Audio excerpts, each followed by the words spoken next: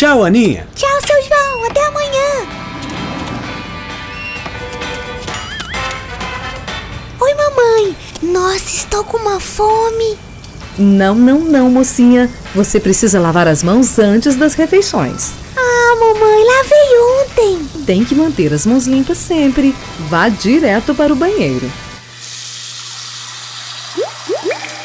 Olá, Aninha. Chegamos para mais uma aventura. Boa menina, lavando as mãos antes da refeição. As minhas mãos estão limpas, olha só. Sabia que as mãos são locais onde podem morar muitos fungos e bactérias? Eles podem contaminar o corpo e prejudicar a saúde. Credo, que isso? Fungos e bactérias? Os fungos e as bactérias são micro-organismos tão pequeninos